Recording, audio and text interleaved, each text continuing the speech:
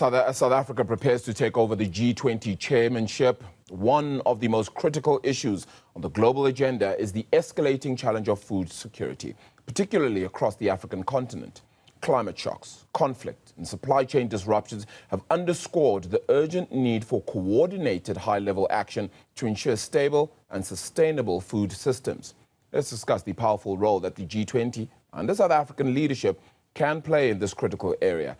Chief Economist of the Agricultural Business Chamber of South Africa, Wandile Sihlobo, joining us for this discussion. Wandile, have we had enough discussions about this during this G20 leadership? I think, Arabile, we've had sufficient conversation around this. And I like very much the point you are starting with of saying the G20 leadership, but also South Africa, because the key thing is about what lessons can we take from South Africa to ensure that at least we share those with the broader African continent, but also learning from what other countries in the EU, Asia, and elsewhere can put on the table for sharing.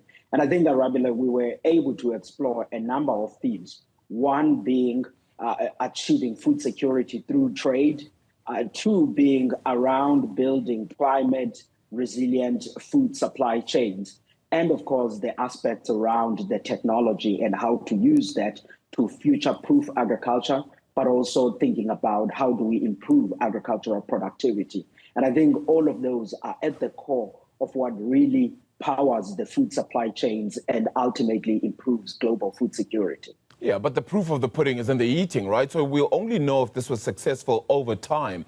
Were the commitments sufficient in this case, though? Did we achieve everything we wanted to achieve when it comes to the discussions around food security, especially for the global south?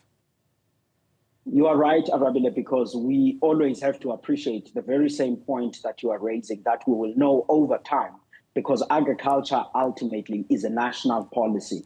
At a global level, we can talk about pushing the ideas of many people towards a certain particular direction, which we think is for the good of everyone, but also creating a platform for many stakeholders to interact, those that are in government, but also opening up a pathway for business. And what I particularly liked this time around is that even at a B20, if you read the report that they've come up with, regardless of it makes in its entirety to the statement of the leaders or not, I think each country would be better placed if they take that report and they read the food security section, and then they begin to think about how do they plug in some of the ideas that are coming out of there on their national policy ideas. And I think for the Africa part, which is a closing part of your point, it's also important, and you will see when you look at the government statement that there's a deep emphasis around smallholder farming. And I think that it was in the recognition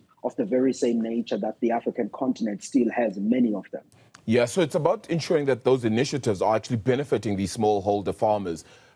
Is South Africa leveraging that sufficiently? Because even ourselves, we're seeing the bigger players perhaps step out of it a little bit more, or maybe they're the only ones even surviving and the smaller holders really diminishing in this environment.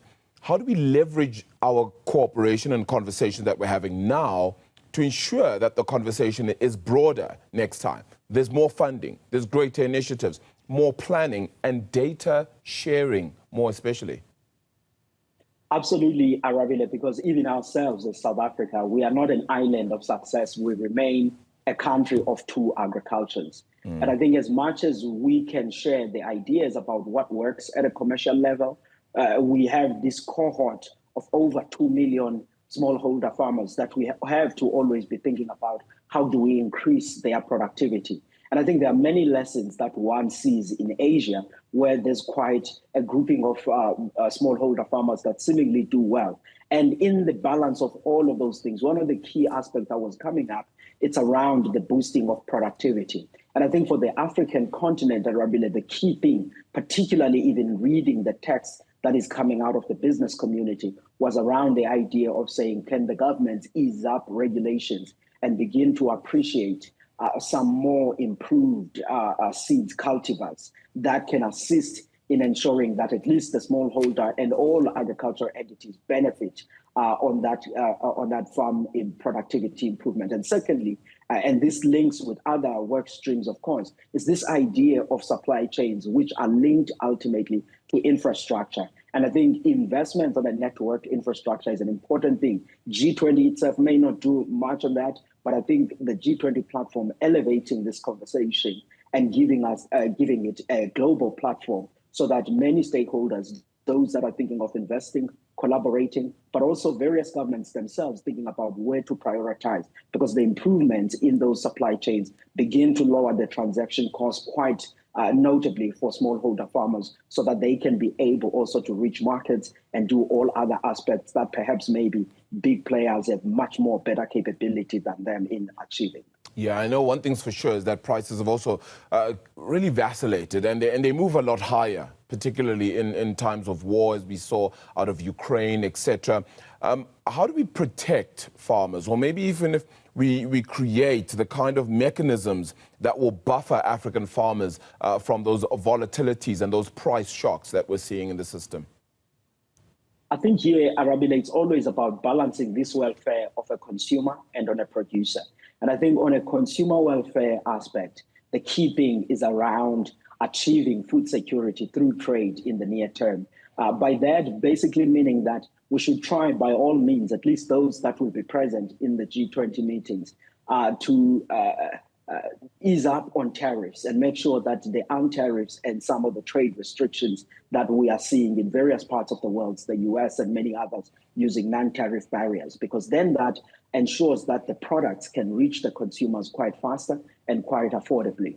And in terms of the input side, though, there's a deeper conversation, particularly us in Africa, to have about the fertilizer manufacturing and the fertilizer prices, because you're quite right, farmers get to be quite exposed to some of these global shocks. And as you and I have discussed on different occasions, that fertilizer makes up about 35% of a farmer's input costs, those that are in crop farming.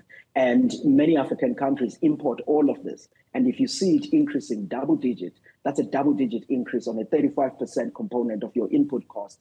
Already it puts you on a back footing, particularly if you're a medium and a small scale farmer. So those are among some of the things and the conversations that we had. And I think that even hopefully post the G20, the private sector and various national governments, they can begin to take some of these themes and really power them forward. And Arabile, I would encourage that people read also not only what comes in a government body, but the text that the business community also generated, because I think it would be very enriching in this conversation that we are having. Yeah, very, very true actually as well.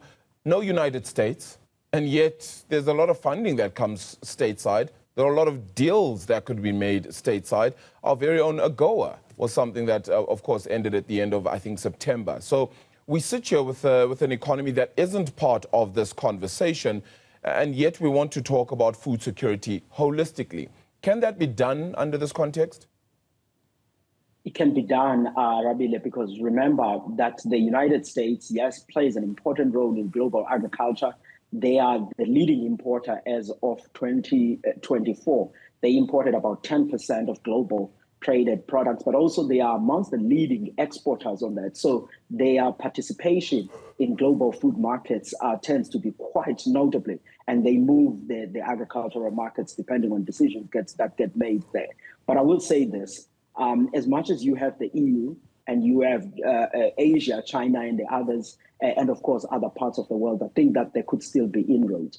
But I also think, Arabile, we must appreciate that in the business community, which is why I kept bringing them up in this conversation, we see many of the multinational organizations still there.